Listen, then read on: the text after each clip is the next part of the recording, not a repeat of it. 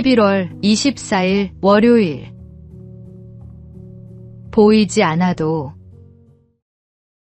지난 9월 광주 국제양궁장에서 열린 세계 장애인 양궁 선수권대회 시각장애인 종목 경기는 특별했습니다.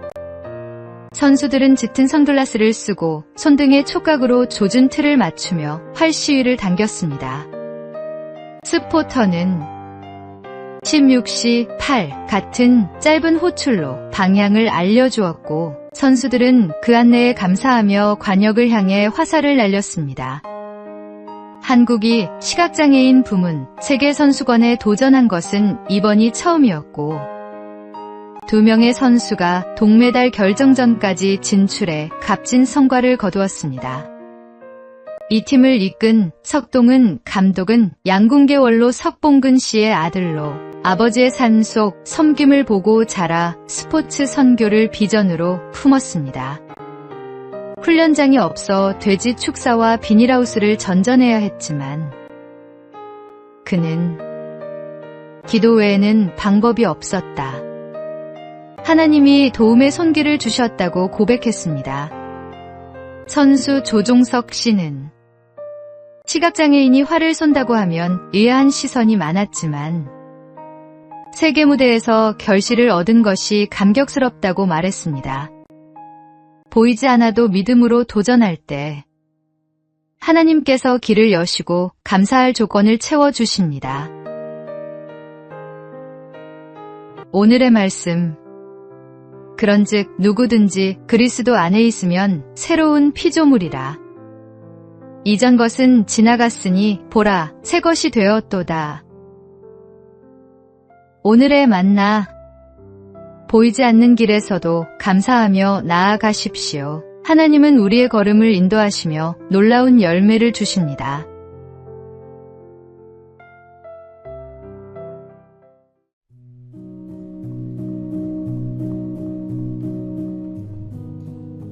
(11월 25일) 화요일.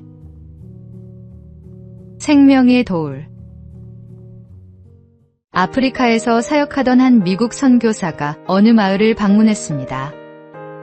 마을 입구에는 작은 개울이 있었는데 건너오는 사람마다 머리에 큰 돌을 이고 개울을 건넌 뒤 돌을 내려놓고 가는 것이었습니다.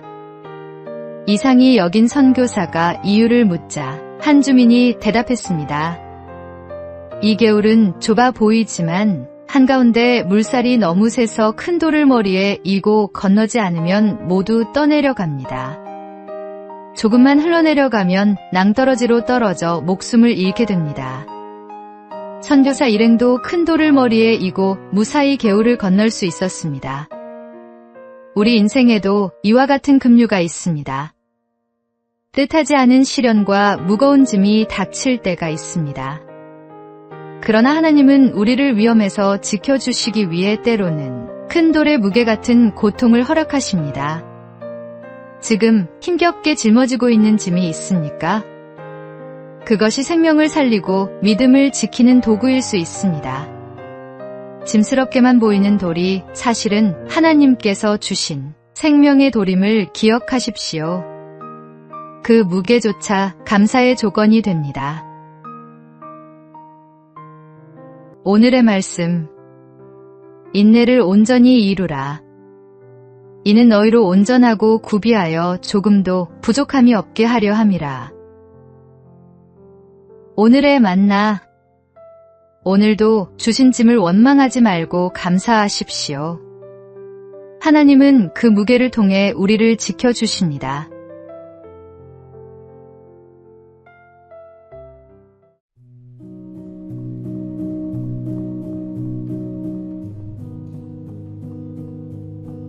(11월 26일) 수요일.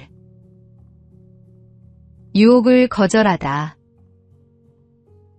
중국 춘추전국 시대, 노나라에 복무제라는 사람이 있었습니다.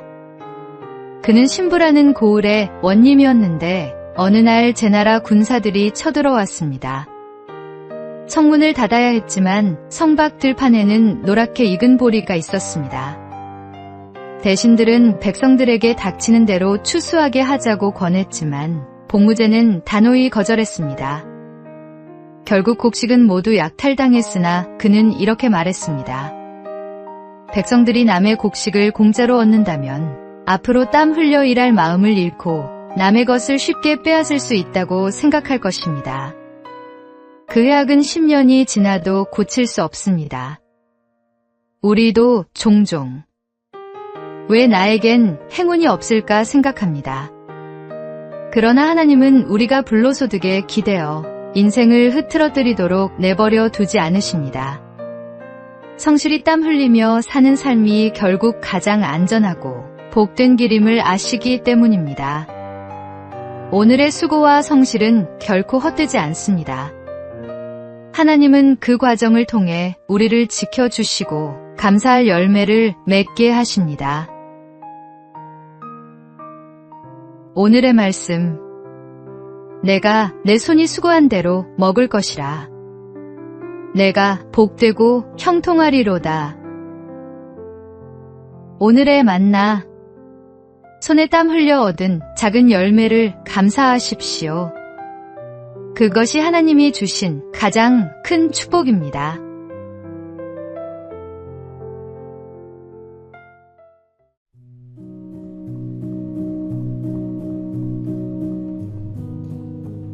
(11월 27일) 목요일. 편의점 불빛. 매일 같은 시간 편의점에 들러 삼각김밥 하나만 사가던 손님이 있었습니다. 여러 달 동안 이런 일이 반복되자 편의점 사장님은 걱정이 커져갔습니다. 그는 계산대 포스기에 신고 버튼을 눌러 구청 직원에게 도움을 요청했습니다. 뭔가 사정이 있어 보이는데 이분을 도와주세요. 알고 보니 그 손님은 배우자를 잃고 우울증을 앓으며 삼각김밥으로 끼니를 이어가고 있었습니다. 이후 그는 음식 바우처 서비스와 복지사의 도움을 받으며 조금씩 웃음을 되찾았습니다. 울산 남구에서는 편의점이 마을의 이웃 지킴이 역할을 하는 사업을 진행 중입니다. 편의점은 간단한 끼니를 해결하러 자주 들르는 곳이기에 사각지대의 이웃을 가장 먼저 발견할 수 있습니다. 지원이 필요하다고 판단되면 바우처를 지급하고 생계와 주거 지원도 제공합니다. 지난 10개월 동안 실업급여가 끊긴 실직자, 보이스피싱 피해를 당한 중년 여성, 외로움에 시달리던 어르신 등 수많은 이웃이 편의점을 통해 도움을 받았습니다. 편의점 사장님은 말합니다. 편의점 불빛이 단순히 물건을 파는 곳이 아니라 동네를 지켜주는 따뜻한 눈이 되고 있다니 뿌듯합니다. 작은 관심이 생명을 살립니다. 오늘의 말씀. 내 이웃을 내 자신과 같이 사랑하라. 오늘의 만나. 오늘 주변을 돌아보며 도움이 필요한 이웃이 있는지 살펴보십시오. 작은 관심 하나가 누군가에게는 삶의 희망이 될 수 있습니다.